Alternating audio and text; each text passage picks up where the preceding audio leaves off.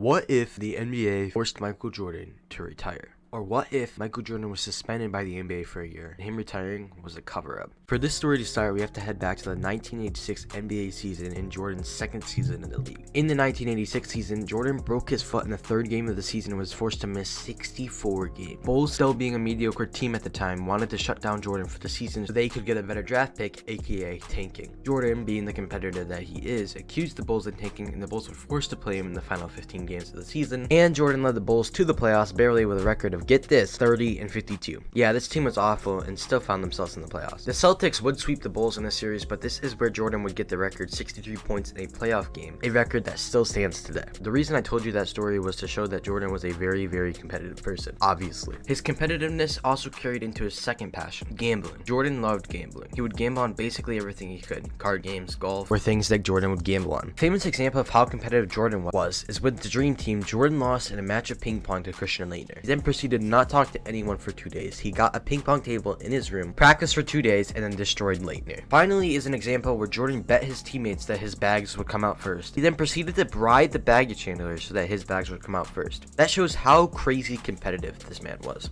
So with that being said, let's get into the reasons why the NBA might have faked Jordan's retirement. The first example of when the gambling was really getting out of control was during the 1993 NBA season. Day before Game 2 of the Eastern Conference Finals, where the Bulls would play the Knicks in New York, by the way, Jordan was in Atlantic City. He went in Bali at around 5 p.m. and then decided to gamble for 10 hours as he was still caught gambling at 2:30 a.m. Obviously, after that, you would have to drive to New York City from Atlantic City, which would take around 2 hours minimum. So that means he was up gambling to at least 5 a.m. the night before Eastern Conference Final game. Not a good look at all, and not to mention the Bulls lost Game 2, so a really, really bad look. The media obviously saw this and ran with it, and that's the first big red flag. The reason too is that before the whole Atlantic City thing, Jordan got caught in the middle of a mess with Slim Bullard, who just happens to have been caught selling drugs 3 different times. Bullard was charged with money laundering. Jordan was forced to testify in court, and a check that came out to $57,000 was found in Slim's possession that was written by, you guessed it, Michael Jordan. He later admitted that it was written because of the money owed due to gambling. Again, not something the NBA would want to be grouped with. Third, in my opinion, the most important reason, Jordan was pretty much the face of the NBA at that point and one of the most famous people in the whole world. Do you really think the NBA wants their main athlete doing this and turning people away from the NBA? No! Obviously, the NBA would launch an investigation